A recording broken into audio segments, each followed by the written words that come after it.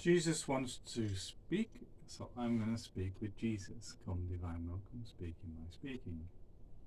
So I'm now going to look at the book of heaven. The one I've got in front of me says the kingdom of the divine fiat in the midst of creatures. I'll look at the divine fiat in future sessions, future teachings. The title is Book of Heaven, the call of the creature to return to the order, to the place, and to the purpose for which it was created by God.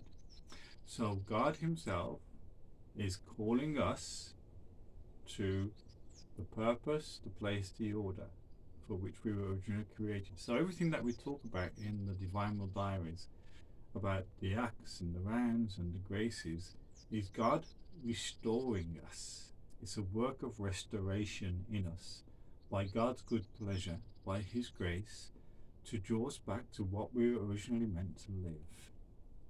And it was all attained on the cross.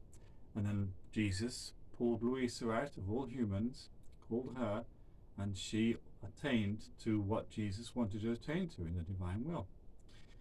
Now, this is where the title of the book is given, August 27th, 1926.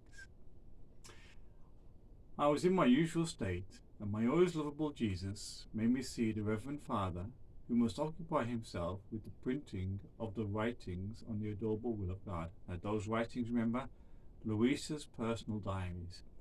I really ask you to remember, when you're reading the Book of Heaven, you're reading Luisa's, what were handwritten diaries, very personal, very intimate. Jesus, placing himself near him, said to him, "My son, the title you will give to the book you will print about my will is this: The Kingdom of my Divine Will in the Midst of Creatures. Book of Heaven, the call of the creature to the order, the place, and the purpose for which it was created by God. See, I want this title also to correspond to the great work of my will.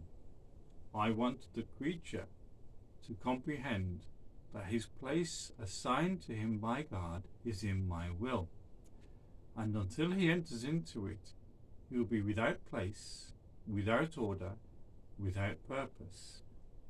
He will be an intruder in the creation, with no right at all, and therefore he will go wandering without peace, without inheritance. And I, moved to compassion for him, will cry out to him continuously, Enter into your place, come into the order, come to take your inheritance, to live in your house. Why do you want to live in a foreign house? Why do you want to occupy a land that is not yours? And because it is not yours, you live unhappy, and you are the servant and the laughing stock of all created things. All things created by me, because they remain in their place, are in order and in perfect harmony with all the fullness of their goods assigned to them by God. You alone want to be unhappy, but of a voluntary unhappiness. Therefore, come to your place. It is there that I call you, and I await you.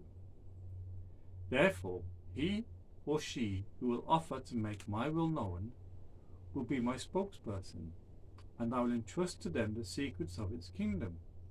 Now, there's more to be said, but I just want to pause there. I mean, he said, whoever will offer to make my will known will be my spokesperson. So I'm here as his spokesperson. Thank you, my Lord Jesus. I will entrust to him the secrets of his kingdom, which we get through Luisa. But I appeal to you, the listener. Listen, Jesus is calling you into a profound peace and happiness through listening to teachings on his divine will, through reading the Book of Heaven, through meditating on the hours of the Passion, through a complete and radical transformation of your interior life. And I shouldn't even have to sell peace to you. You should be running into this experience and embracing it with all your being.